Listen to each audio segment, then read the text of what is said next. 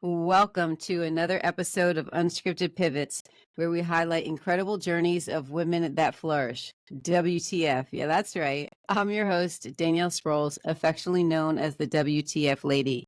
Today on Unscripted Pivots, we're thrilled to welcome Mary Van Dorn from California.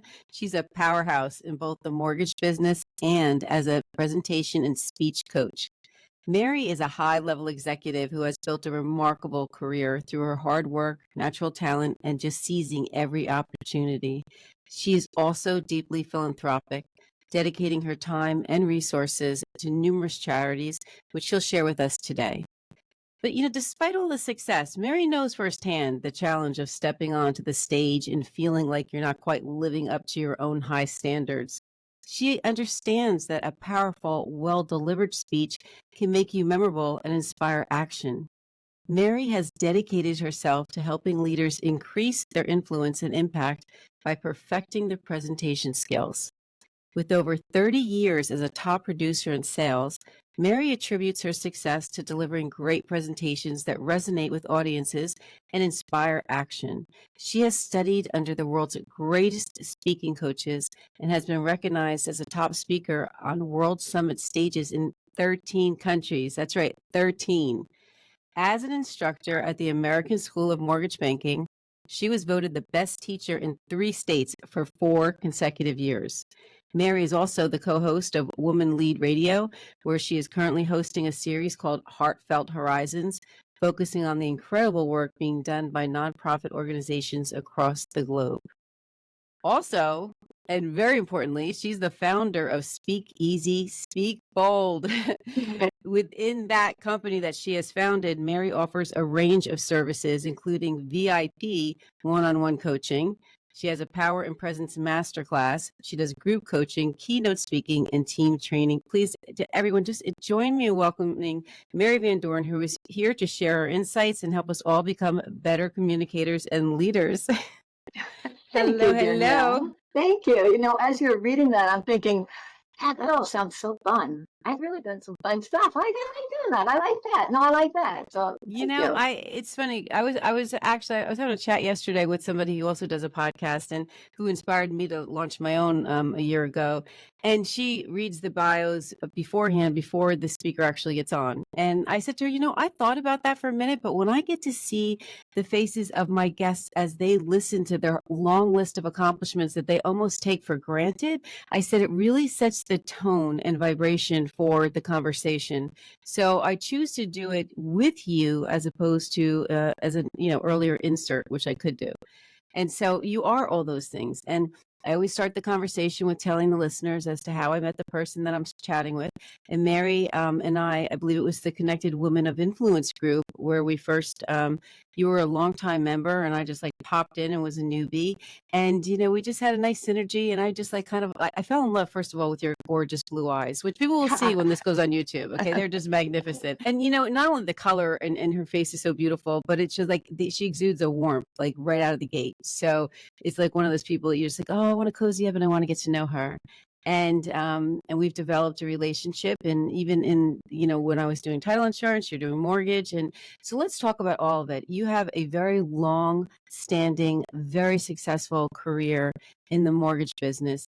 And that's not really what we're going to focus on today. But let's just touch on like you were doing that and it's going well. How is it that you decided to take what you learned as a very important skill in business, presentations and speaking and communication? How did you launch that into a platform where you were going to actually help others achieve the same? Well, what I find really interesting, because I've listened to so many of your episodes, because I love this podcast, women That's pivoting, good. and any of us pivoting, right? But I think in life, we experience so many little pivots along the way that when we get a big one, we prepared ourselves for that, whether we realize it or not, right? And Yeah. so when that big pivot comes and you go, crap, I have to do something, you got to go one way or another, it's like you already are prepared. You consider your options and you know the potential outcomes of each one, and you say, I'm going there because that's what I'm ready for, right? So even though we sometimes feel like our feet were pulled out from under us, you should have been prepped for it a little bit. So it's somewhere in your experience. And I knew you to be I mean, of course, when I found out you were a mortgage, I was like, oh, I want to get to know her. I need some title work, right? I'll be honest with you, right? But you were already doing a lot of Right. the training for the Sue Talks at the Connected Woman Influence program. So you were very active in that space, and you were a godsend to those people who had to get on stage, because, like, who are we kidding? I mean, public speaking and presentation for the average person is something like so daunting, they rather do anything but. It's right up there with the fear of death. In fact, some people, Yeah. I think, would rather die than actually get on stage. And so, I want to just mention a couple of statistics, because I did some research about this. And what I found was, because this is why this is so important, this conversation today, what she does, approximately 73% of people in the United States they experience public speaking anxiety. And with women being more likely to report this fear than men. In fact, it's 44% of women versus 37% of men. And about 77% of people suffer from speech anxiety before going on stage. So this is a real concern and a real problem, and you have a real solution to it. And so hence your program. So walk us through what that looks like. Like, how did you first get on stage and recognize this was a skill set that you wanted to hone? Well, in a way, for me, it sort of happened gradually. When I started in mortgage banking, I was in it for about 5 years, and I was always had some sort of a hot side hustle going on, right? No Yeah. matter what Okay. job, I'm always got something going on, right? And I saw an ad to teach a night class in mortgage banking. Now, I was 23. You had to have 5 years experience. I was short by about 3 months. But Okay. I thought I'm going to apply for it anyway. My parents have been in real estate all my life. I know more than the average, right? I can do this. So I applied for the job. I had my live interview coming up, and I really wanted it. I don't know why I wanted it so bad, but I had done some seminars for real estate officers and what have you, just because loan officers asked me, like, you're pretty good at this. You want to come in and talk? And I'm like, you're the one getting sales out of this. I got nothing to lose. So yeah, I'll go in. That's And good. so I went for this job. Now I'm driving to this job, right? And I'm in my little blue truck, and I am so nervous for this interview. I wanted this so bad, like my palms are sweaty, and I'm sitting off the freeway, and I said to God, God, you got to help me. I got to get out of my head. I'm too nervous. I'm going to blow this thing. As I come up to the light, the exit, the radiator This blows. Like, it's the steaming radiator went on on the my car. car. And I'm like, I know that's not what I meant. So I pull in, no cell phone, just now. I pull in, I use a phone in the dentist's office, and I call the owner of the school. I say, hey, I got 15 minutes. I can be there. I just got to walk down. It's the middle of summer. I have on my little blue and white seersucker suit, my heels. And I'm like, I could be there less than a while. I'll be there just. He goes, slow down, slow down. He goes, you know what? He said, why don't I just come pick you up? And we'll go get a bite to eat. I'm like, I just like the stress of it. And I'm like, well, he might think I'm a flake. I might not get this. Well, long story short, it worked out great. I got the job, but the whole thing of not worrying about it, like now I don't have to worry about it. So now I don't even have to worry about impressing him when I get in front of this classroom. I knew my stuff. I knew it really well. He had the program. I had to teach it. And he taught me. He did a really nice job teaching me. When I started, after a couple of months, we always had surveys, and some of the people would say, she's too young to be teaching this class, and she needs more experience, and she's not as dynamic as him. He taught the sales part, which is always more dynamic than calculating an APR, right? Sure. So I got that. It was like in bits, and he was there to kind of hold my hand and say, don't listen to that. I don't know what they're talking about. They're comparing you. I've been doing this for 20 years. Don't worry about that. So he kind of fed me up. And then as I did it, I just became more and more confident in it. And I understood that these people are here because I know more than them. I mean, I got challenged, no doubt. But you know what? At the end of the night, they went home. They didn't care about that anymore. I'm sitting there going, oh, what if I should have said, get over it, right? At the end of the course, they gave their surveys. It was gone. They were out of the class, right? And so I learned then to not worry so much about people judging me in front of them. I mean, my classes were like 80, 90 people. There were people. I was definitely these the are youngest one in the room. I'm trying to follow this. I thought you were going for this mortgage job. This was like that was required to do. Okay, no, so this it was all about mortgage banking at night at the night school. Oh, okay. So you're actually, yes, there is a stage performance to that.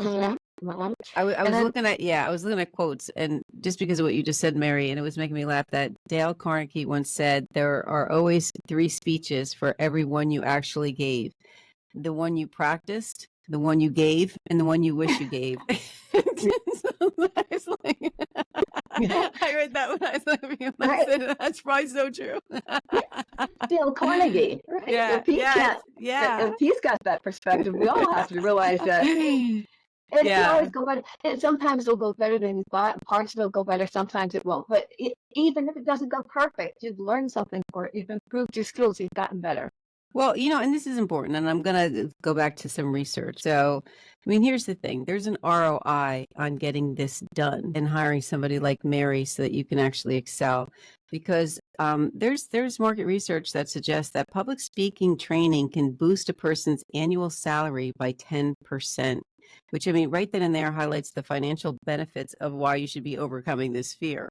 So, and on the other flip side, research shows that public speaking anxiety can hinder promotions by 15% because it affects career growth and leadership opportunities. So this really is an investment in yourself. So let's talk a little bit about how you prepare for presentations and what you guide your clients through. Well, to go back on one of the things where you mentioned about increasing income by 10%, right? Well, Mm-hmm. in my early career in sales in mortgage finance, because I started in operations and then I had babies and I said, I don't want to go sit in an office, LaCordia. I need a little bit more flexibility. Sure. And I started my own contract business. I was doing contract and money processing. And then I looked at these salespeople are making all the money. Like, I'm doing the work. They're making all the money. So I got my license and I said, hung out the shingle. I'm a mortgage broker, right? I make that sound really simple. Obviously, there's more to it. Then I went out to build relationships, found by putting on webinars, not webinars, seminars and whatnot in real estate offices and at real estate industry events. I was reaching a whole lot more contact, and I had all eyes on me, and everybody was getting to know me. I could do that one-on-one going to the networking events, but now I'm the authority. I'm on stage, and even if I have a question that somebody pops in that it's a program I don't know about, I can get back to you on it. But I'm still the authority. And then after you get off stage, when people want to talk to you because they think you're open, you're willing to share knowledge with them, right? So it opens up the whole audience. People get to know you, and you don't even know who they are. Exactly. Right? Yeah. And it was way better than an email campaign or having coffee one-on-one with people or going to their offices. So I started sponsoring every real estate event I could, and CPAs and financial planners. Anytime I could get in front of them and sponsor an event and speak to them, and whether it was 15 minutes or an hour program, whatever it was, and it is absolutely how I do my business. Absolutely. So again, a personal testament as to why you pursued this. But then what made you want to share that knowledge and information with others? Well, I thought it's interesting because in the beginning, some of my coworkers would ask me, can you help me with that? I got to do this. I don't know what to say. And so when I would work with them and help them kind of put their presentation together and make it cohesive, I thought, to me, I don't know why it's so easy, but watching them put it together and say, okay, I got it now. And then seeing how much confidence they had after it was just put together right, and then going on to present it. I also had started because I wanted to be a better speaker. I'm like, I'm really enjoying this, but I can be better. We can always be better. So I had joined Toastmasters to learn, and I learned a lot. I learned a lot from that organization, a lot, and I met a lot of great people.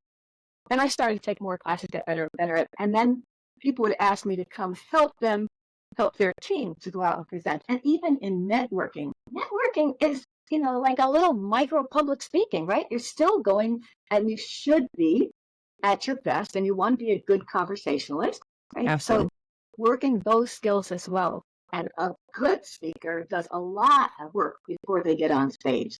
It's not just the preparation and the practice that they go into it, but even at an event, if it's even a big industry event or a conference that they're going to be speaking at, there's a lot of things you can do before you get on stage to help you connect with your audience. And I mean, the goal really is to make it look effortless, right? And that's so. Talk to us about What are the greatest tips that you have to share for somebody to prepare before they get on? What is one of the first things they should be doing as they're getting ready to enter the room in which they were going to, take the stage? Okay, the first thing you're going to do is decide, what type of a speech am I giving? Am I giving something that I'm trying to inspire them to take action, like buy my product? Or am Mm-hmm. I doing them just, it's an emotional and I'm trying to inspire them to support an organization? What's my end goal here, right? Mm-hmm. You know what the end goal is, and then you're going to find, maybe, depending on how much time you have to talk, there's going to be a couple of instances where you can show how your product is the best. Let's just go with that type of a speech. You're selling your Okay. product or your Mm-hmm. services, right? So you want to be able to give examples of how that works. Those examples have to be examples that pull your audience in, that draws them in, so it makes them feel like, I'm here, I'm in the middle. That's me. That's a problem I have. You're fixing my Mm-hmm. problem, right? You can't just talk about how, like, as an example, I'll say, if it's loans, you can't just get up there and tell them all about the loan products. Like, that doesn't matter. I want stories. We have to incorporate stories into it, and then take those stories and lead them into the benefits of your product and how they work. And those stories show how they work. When you are able to make your points across, you have your beginning where you hook them in, put your, I call them like your plug and plays, because depending Mm-hmm. on your audience, those might change. And you have a nice closing. Once you have your pattern, your template for your speech, and you have the words down, then you can start on the presentation part of it. Wait, I know you and I have talked about 55% of your presentation is going to be your body language. Yeah. Body language is 38, really important. Mm-hmm. 38% of it is going to be the tone and the speech patterns that you use throughout your talk. And then 7% of it is content. The 7%, you only have 7% to get your point across. So you really have to be impeccable with your words. You don't have time to be wasting words. You don't want to be drifting off into other stories and whatnot. And that's why it's so important that you write the speech. You don't have to have it memorized. Sometimes you can have it on a podium where you can kind of follow it, or it's on a teleprompter. You might be Mm-hmm. able to use bullet points as you get better. And as you do your talk more and more, you'll get to a point where you won't need those. But Yeah. Okay. So this brings up a really yeah, important point. You're saying you'll get to the point. So it's like practice, practice, practice. I think that the biggest hurdle, that I experience for myself and that I hear, across the board from many other people, especially women, is that, the reluctance to go through that building process of, now I'm good at it, because you're going to stink at it at first. I mean, there's going to be the things that, maybe not lousy, because if you go in with preparation, but when something's unfamiliar and new, there's a lot of things that you don't even anticipate that could go wrong. And then through the, okay, now I'll check that. I'll check this, the tech piece or whatever there is, right? I like what you said earlier, because what it reminded me was of the importance of the content being relatable and the importance of connecting, emotionally connecting with that audience. I have not taken to the stage very often yet. Okay. That is the goal that will happen in this new, career that I'm doing now full time. But I would imagine connecting with the audience, being visible, having maybe little snippets of conversation if you're able to, like the pre-party or whatnot, so that you feel that you're part of the community and they feel that they're part of you, would be something that would kind of, create a bond that would make the speaker a little bit more comfortable as they took the stage. So right. is that a tip that you would recommend? Because it's something that I tend to do, but it You're works very for good at me. that. Yeah, you're very good at that.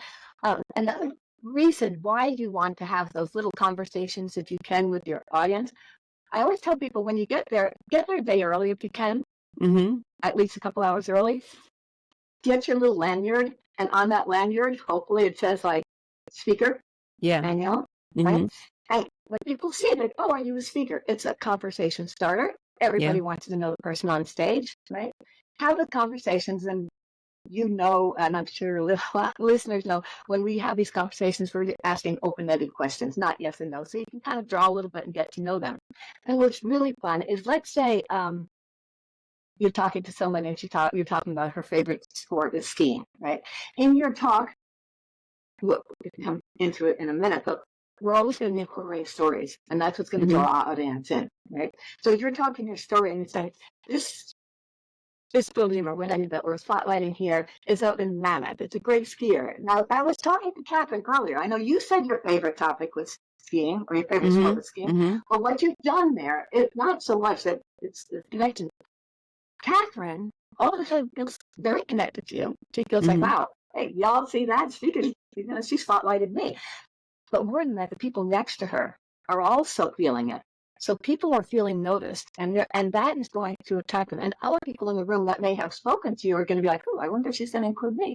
So they're kind of like on their toes, right? Well, because it's about inclusivity. We all want that. We're all hungry for that in the human condition. There's no doubt about it.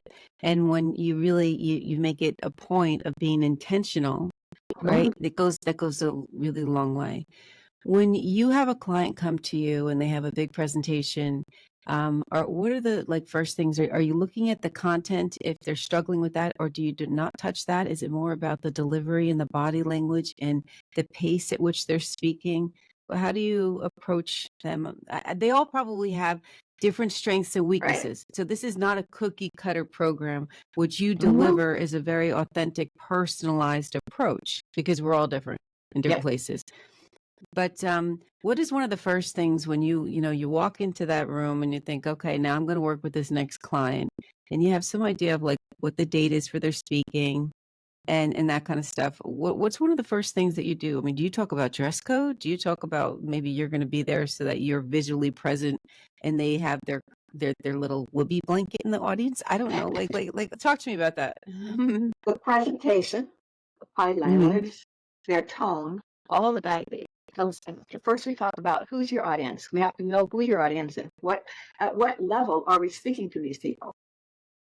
I mean, I was working with a guy who's tech, and his stuff is way up there tech. And he's like, well, we're going to discuss. And I'm like, yeah, okay, well, we're not going to talk about that. I don't need to learn about that. But the point is, that was the level he needed to speak at. Yeah. He had to decide on what, depending on the length of time you have, depend on what are the 3 to 5 things you need your audience to know. Okay, give me that blurb. Give me that information. Those couple of sentences or 10 sentences, whatever it is that's so crucial to this presentation that you're doing. And then around that, we're going to talk about how can we tie this together? What are our transitions? And we're not going to go from back to back to back. It's like they're going to fall asleep. Yes. So we have to find the stories that we're going to put in between there. And that's why that 7% is crucial. We get those stories. I don't have any stories in there. I have much stories to tell. So I always tell people, if you're planning on ever getting in front of an audience, and this is even if you're just going to be speaking at your company annual event, crucial. Those people are falling asleep. They've heard this stuff every single year, right? Yeah. But I tell people to keep a story journal. Things will pop up in your life, and you just, I put it in my phone, and then when I get home, I send an email to myself. I go home, I have a journal. And then when I'm going to be doing a presentation, depending on the organization, I'm putting my stuff together. I'll go through that journal and I'll try to find something like, oh yeah, I have that. And it happens forever. Like the other day, I'm walking my dog around the lake, right? And she's a puppy. And so she's got all this energy. Puppy. We love Daisy. Love her. Yeah. We come up to these 2 older men. They're probably mid-80s. One is on a motorized scooter because that's the only way he can get around. He's a big guy in conversation. He's both retired. He's a veteran from Vietnam. The other guy is a small little guy. And he's probably about 90 pounds soaking wet, 5'2", right? And he's on a walker. And he's oh my gosh. Okay. So we're talking to him, and Daisy's making friends with everybody. And I'm finally saying, I got to get going. I shouldn't have been out this long. I got to work in. I got to go.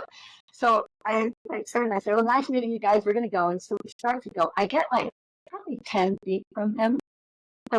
Yeah. And because they're older, they speak louder, but I think they're keeping their voice down. Sure. What do you over here? I'm bracing for it. Go ahead. And then my little guy on the walker, he's got his back to me, and he leans over to his buddy, and he goes, wait here. I'm going to get her number. Come on, Daisy, we got to go.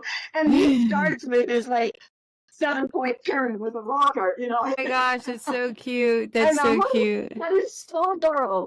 I so appreciate his ambition. He's not going to give up, right? And one of my mentors taught me, he said, in sex and sales, you don't ask, you don't get. That's right. Hey, listen. And my dad's dating somebody 30 years younger than him. So, you know, there is that. But that's an adorable story. I love that. I love a story journal to just write things down that you might consider like, oh, that's kind of cute, but it's going to go far back into your brain. But to just review that and see where you can kind of pepper that in, because starting with a story creates a connection, and it's also the unexpected, because if they come, they know what the topic is and where you're going to go, and to just avail yourself of some personal time to make that connection. I think that's invaluable. I love that. I'm going to start a story journal. I am going to do that. Yeah. The other thing that's really fun about the stories is because you can't tell it wrong. Like you can even embezzle and do that. And nobody knows. It's your story, right? Yeah. And you can twist embellish. it, turn it. We're not embezzling. Embellish. Thank you. Yes, yes. I wonder where I have a vowel. I wonder where that came from. We're going to leave that alone. Anyway, so the stories are fun. People are entertained. There's no pressure to tell it right or wrong. And then it just leads into stuff. Mm-hmm. And so it kind of helps you relax a little bit. Yeah. I'm sharing this, and people laugh or they cry or whatever, and it connects it. And then you weave that into your stories, and it's also easier to remember your presentation, because it's like, oh, I tell the old man story, and I tell the sea story, and these are the facts that go in between. So it makes it a lot easier and flow with it, right? Then when you are telling the stories is also a time where you can kind of wake up the audience, because you can be a lot more dramatic, and that body language can come out. When he's talking his text stats, like it's hard to get body language into that. But body language is what keeps us really super interested. Men sometimes are not as willing to get into the body language so much, as women tend to be a little bit more dramatic or come to it easier. But once you do it enough, you'll realize women might be a little bit more expressive, more animated. One of the men that I've seen do a really good job is Ed Milet. Are you familiar with him? Yes. So he's a great. He's not a big guy. I think he's only like 5'8" or 5'9", but he's just really built well, and he has a presence of being a big guy. What he talks about, he's on stage, and I saw him once, and I thought, that is so good. He was talking about his dad was an alcoholic, and he said, I learned to observe people at a very young age. So when I was 4 or 5, my dad would come home. I'd look at to see what's the tie. Did he stop to drink on the way home, or his eyes all glassy? So he said, I'm trying to analyze this. I'm like 4 or 5. I have 3 little sisters, and I got to know if I'm taking them upstairs and getting them away before Dad really gets going here. But when he talked about it, he said, I'm 4 years old, and he squats way down on the stage, squats down, and he looks up at his dad like this. It was so impactful because he's this big guy, and he shrinks him down. So it's not the body language is really just. We work through the body language. I'll say, okay, you have your script in front of you. I don't want you reading any words. I want you to walk me through the script. And you're shocked, like just kind of miming through it. And it helps. It helps them realize that I have so many ways of telling my story. I have so many ways of getting my. And even being prepared. I mean, there's always going to be some nervous energy about that, right? And I think that for me, like to channel that and channel it in a positive way, like use it as fuel as opposed to an obstacle.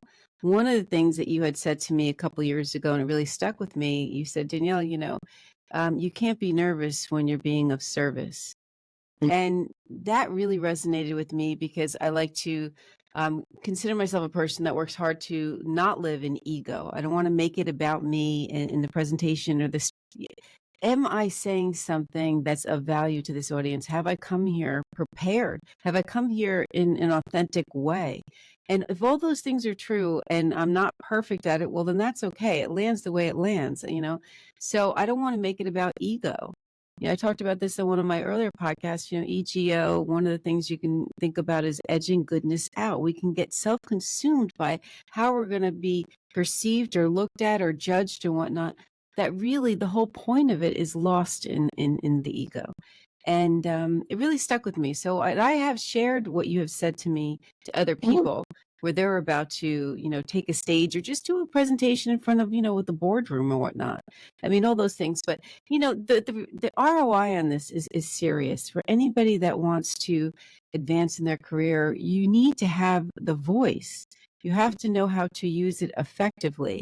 I mean, whether you're in a sales position where you're going to get commission, that's irrelevant. We're all selling. We're all selling. You're selling inside your house. You're selling outside your house. You're selling it to your dog. Please sit here and be quiet. We are always trying to convince somebody or something to, do something.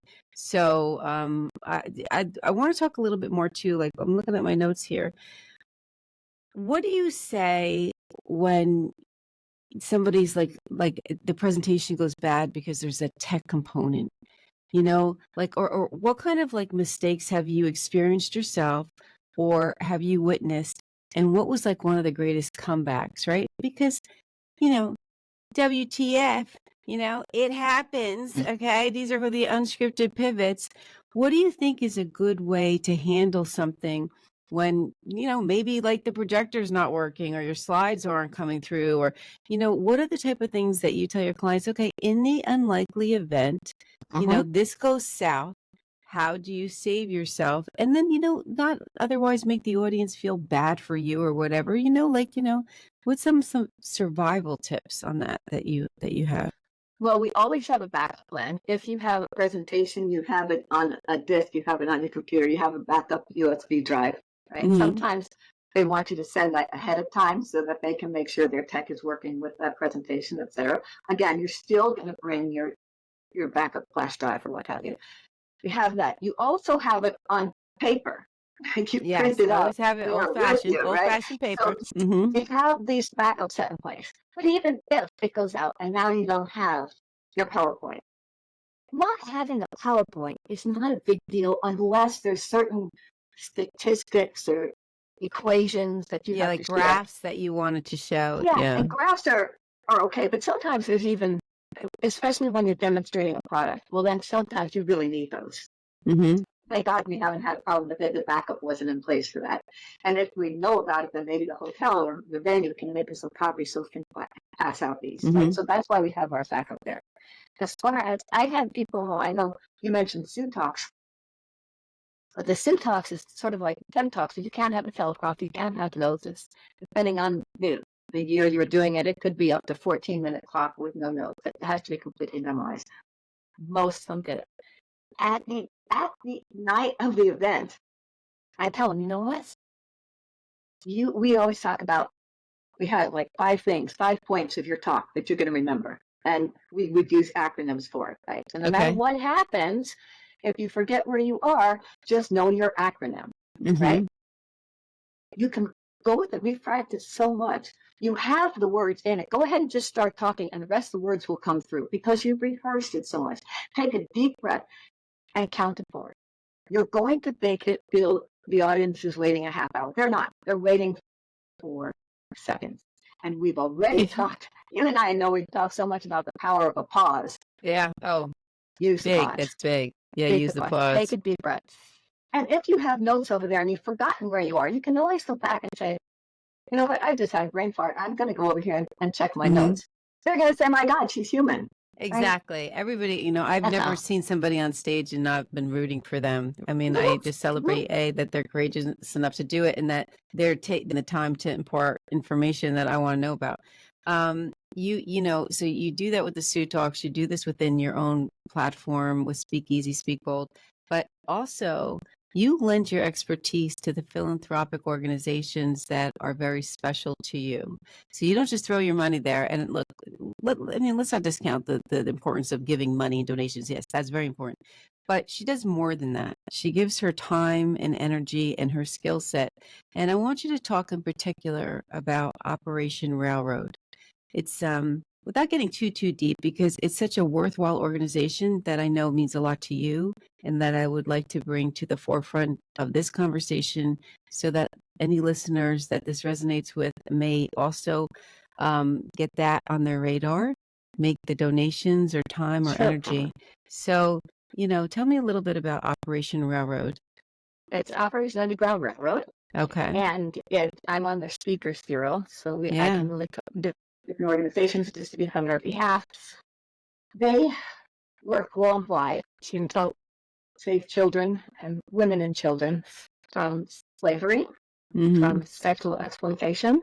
And they they have missions that they go into countries undercover. They work with local law enforcement, and they free these women. I mean, their website is ourrescue.org.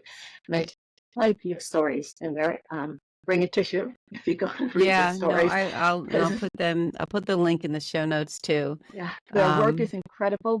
What makes their organization so successful, because all of the people that started it were working with either CIA, Homeland Security, et cetera, and they were doing this type of work before. But there were restrictions when you work for the government. We're not here for this purpose. We can't step outside and help those people across the street. We're not here for them. Otherwise, we get you out of here, right? So sure. That's why they left. That's why they started, and they worked for local governments. But they found out after they rescued children or women, they have to provide aftercare, because otherwise they're going right back into it. They're being picked up again, or they're going into it because that's the only way they can support their family, etc. So the aftercare, besides all of the therapy, the physical therapy, the mental therapy that they receive, they also get occupational therapy. They can learn a trade. They can go to schools, and that helps them from going back in.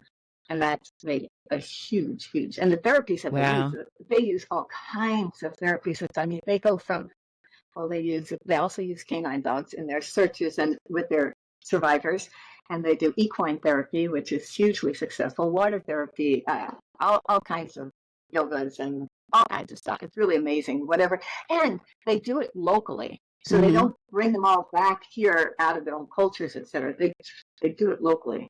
So they can be integrated. So that's really more sustainable.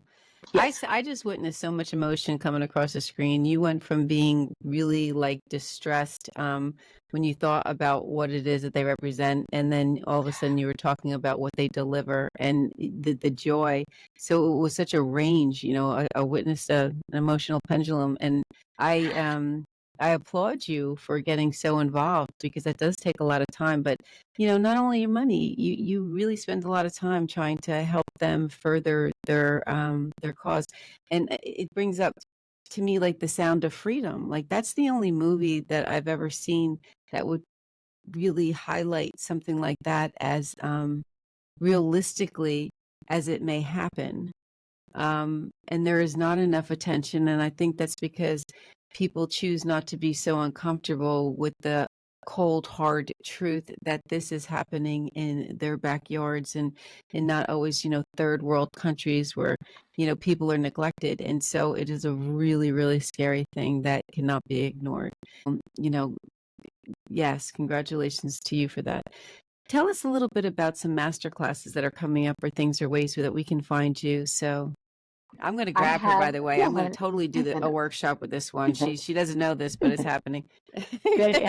I also locally, so you can go to ourrescue.org, and then locally I'm on the advisory committee for Thomas House Family Shelter. It's a homeless shelter for families here in Orange County, California. That's right. And on the Women Lead radio show that I do, I have interviews. I have three interviews, I think, with Broadway's Underground Railroad. So one of the guys that started it and has done all the operations, and then another one with the woman that manages their aftercare program, and then another one, which is really cool, is an attorney in Los Angeles that does pro bono cases for survivors that goes back after the damages to the oh, you know, I only caught one of that, so there's more in there. Okay, I'm going to have to do a deeper dive into that. And now the series I'm working on is, like you said, the Heartfelt Horizons, and I'm just focusing on different. The first episode we did was a woman that helps nonprofits across the globe start up and then grow, and all the strategies and everything else that goes with it. And she also talked about how you know if it's a good charity or nonprofit that you want to donate to or follow up, like how to check them out to make sure they're good and sustainable, that they will be here and the work will still go. So and how often are those programs on? Like, how can we find that? I'll give you a link because I have a page that has all my episodes on it. Yeah. So I'll give you that link. And then here we go. But I do have a class coming up. This is a little bit different, so it's going to be fun for me because, you know, I have a class that I do probably about 2 or 3 times a year called Power and Presence. And that one's always been fun. And it just has organically attracted a lot of women to it. And for Father's Day this year, the week after Father's Day, on June 26th for 3 days, I'm doing a webinar for men and it's just called the executive stage, and helping them Oh, I looking love at this. perfecting their performance in kilos. So that'll Okay, be so I'll start it's a marketing that soon. 3-day commitment, and this is for It's only men an hour only. and a half. It's only an hour and a half in the mornings, Wednesday and Thursday, and then Friday is a wrap up and a Q&A. I'm Oh, this excited is for it. Yeah, exciting. This is yeah, exciting. Well, when you post it on LinkedIn, I will repost it and I'll perpetuate that message because anybody that's lucky enough to work with you is certainly going to excel. So I think, oh, that's a really cool idea. And that is important to mention. You coach both men and women, but Mhm. it's probably more women that have been coming to you. And I think again too, because the Sue Talks are around mostly women. I know there were some men that do speak, but Mhm. the Connected Woman of Influence is predominantly women. Sure, They are, sure. yeah. Yeah, yeah. So there's just a lot of, and let me just mention too, because I'll have so many links for Mary in the show notes, but she also has launched a newsletter, and that is really cool because in there, well, all the nuts and bolts. So not just about the what you're doing in your website, but Operation Railroad, other philanthropic causes that you support. Like you really use your platform and your resources to highlight the things that matter, and you shine a light on important things outside of your scope. And so I always find that very commendable when people, use their network to further another person's or another organization's, challenges and successes. Well, So what are we trying to do? Whether raising a family, build a business, it's a community, it's a tribe, and the more we work together, the faster we go, right? no, I couldn't agree with them more. I couldn't agree with them more. So that's coming up. But do you have anything besides the men's one? Like, what about women like us, like me, like the listeners? Like what's going on? I'll probably be doing one at the end of July for women. Okay. So, If you but don't it'll already be on my have website. information, I'm going to glom onto that because I have decided that one of the good things that would be cool is for all the women that I interview on here to start doing workshops with them. Like, either collaboratively a few or just one, one-on-one, and we'll see what's in the works. I can't thank you enough, Mary, for coming on and for sharing with us everything that you're doing in your space. I mean, not only, mortgage, you've been doing that for a gazillion years and you're still doing it, and hopefully the interest rates become a little bit more digestible. Yeah. But this is really where I think that you are unique and distinct in your God-given gifts that you have honed and that you are now sharing with others, because being a really good communicator, being a solid presentation person, this is like, what it can do for your career is really big.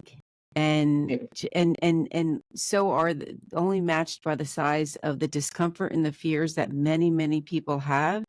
So it's not something that we should shy away from. Enlist the help of people like Mary who can best prepare you so you can be the best version of you. And there is nothing as satisfying as overcoming a fear. Like really, when some beast, I don't care what you're afraid of, right? But when you get to the other side of that, it is so liberating and joyful. And then you're like, and sometimes we just need to know, get a little extra proof that we can do something. And to do it under your guidance is good. So that's what you're going to be saying after we go skydiving? Hey, I want to go skydiving, but like you said that as though that's on my list, sister. I know. No, I was going to go last year and I broke my toe. When my kids were coming, no, I couldn't do it with a broken toe. No, 3 months I couldn't wear a shoe. No, skydiving is still on the list. And we'll see when we get that. I will only do it with my kids though. And John does not want to go. So if we all die, John will be there for I don't even want to. Why am I even saying this? Okay. Never mind. Nobody's dying. Everybody's jumping, but nobody's dying. I can't wait. All right. Okay. Cheers. All right, Mary, thank you for coming on. It was such a joy to have you and to see you. And yes, we will be working together soon. All right. It's been a lot of fun. Thank you so much. I appreciate being here, Danielle. My pleasure.